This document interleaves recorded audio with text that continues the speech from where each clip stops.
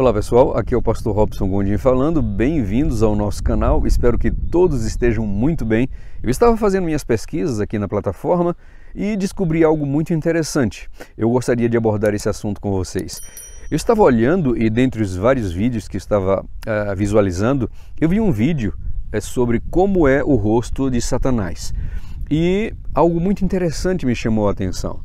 Aqui o vídeo nos mostra que as visualizações em apenas 4 dias de como é o rosto de Satanás, em apenas 4 dias, está chegando próximo a 40 mil visualizações. Como é o rosto de Satanás? Aproximadamente 40 mil, está chegando, não chegou ainda, mas está chegando em 40 mil visualizações. Mas o interessante é que na sequência eu vi um vídeo que diz assim: pastor adventista conta do retrato de Cristo visto por Ellen White. Esse vídeo foi postado há aproximadamente 6 meses atrás. E quanto de visualizações temos para esse vídeo? 1.500 visualizações em 6 meses. Ou seja, como é o rosto de Satanás? Quase 40 mil visualizações em apenas 4 dias. E como é o rosto de Cristo? 6 meses de postagem, apenas 1.500 visualizações.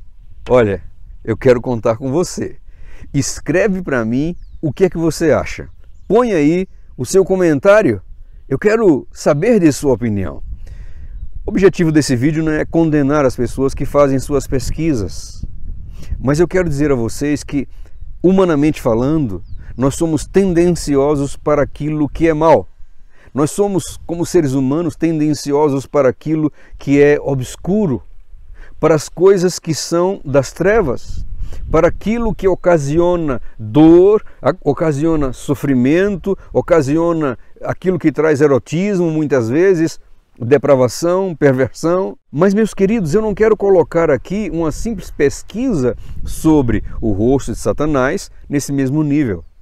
Eu quero dizer que é incrível como o vídeo sobre o rosto de Satanás tem muito, mas muito de visualizações a mais do que o vídeo que fala sobre o rosto de Jesus Cristo. A palavra de Deus nos diz assim: porque a luz veio ao mundo, mas eles preferiram antes as trevas do que a luz. Eu mesmo tenho uma experiência e eu quero contar essa experiência para vocês. Mas antes, permita-me ler alguns versículos sobre a quem nós devemos buscar conhecer. Em Jeremias 9:24, mas o que se gloriar, glorie-se nisso, em me conhecer, em me entender. Eu sou o Senhor, que faço beneficência, juízo, justiça na terra, porque dessas coisas me agrado, diz o Senhor. Nós vemos também em Isaías 45:22, olhai para mim e sereis salvos, vós todos os termos da terra, porque eu sou o Senhor e não há outro. Olhai para mim e sedes salvos, diz o Senhor. Nós temos ainda Hebreus 12, verso 2.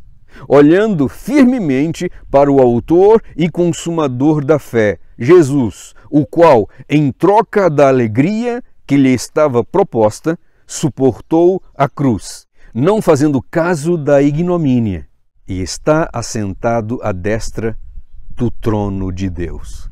Meus amados, nós temos tantas coisas ruins acontecendo ao nosso redor.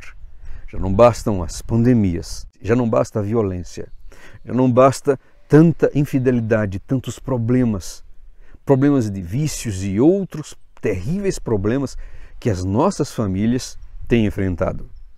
Muitas vezes o pecado não é olhado como um pecado, mas como uma virtude. E dentro de nossas próprias igrejas, dentro de nossas próprias famílias, as pessoas, elas passam por 3 fases. Elas começam a pecar e depois de pecar, elas começam a amar o pecado e depois de amar o pecado, a terceira e última fase, elas começam a defender o pecado. Nós encontramos isso na depravação, na maneira como muitos jovens adventistas, homens e mulheres, hoje em dia se vestem na rua, indo para o trabalho, indo para a escola e também indo para a própria igreja. Nas postagens eróticas e sensuais, mesmo entre o povo de Deus. Começam pecando, depois começam a amar o pecado e chegam até a defender o pecado, de maneira que quando pastores, anciãos, pessoas são escolhidas por Deus para admoestar, para aconselhar, essas pessoas chegam a rebelar-se, essas pessoas chegam a ficar irritadas, aborrecidas, essas pessoas passam a defender os pecados. É impressionante, e eu não me refiro aqui somente a roupas, me refiro ao pecado em si, às mil faces de pecados diferentes praticados por pessoas lá fora e até mesmo pelo povo de Deus. Eu quero agora contar para vocês a minha experiência em buscar muitas vezes informações que tinham mais a ver com trevas do que com luz. E essa experiência aconteceu quando eu comecei a me empenhar fazendo pesquisas sobre maçonaria, jesuitismo, possessão demoníaca, o que é que ocorre, esses fenômenos. E certo dia, eu fui dormir.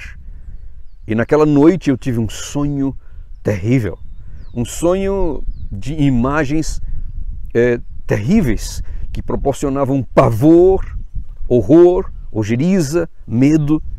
E ao acordar daquele sonho, muito assustado, me veio uma forte impressão em minha mente, como Deus falando comigo, dizendo: você deve empenhar as suas forças, o seu conhecimento e a sua vida em me conhecer.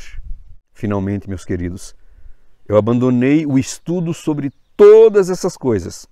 Quando tem uma notícia aqui, outra ali, uma notícia que realmente importe, a gente comenta, a gente posta e comenta, mas estudar profundamente, buscar informações sobre toda a malignidade daqueles que formam o poder das trevas, isso não é mais a minha atividade. Abandonei tudo isso e é esse o conselho que eu dou para você, de um homem, de um pastor que já passou por essa experiência, agora aconselhando a você, jovem, você adulto, você meu irmão, minha irmã, a que busque nesse momento de tanta dor, de tanto sofrimento, de tantas coisas acontecendo com a humanidade. Esse é o momento de conhecer ao Senhor.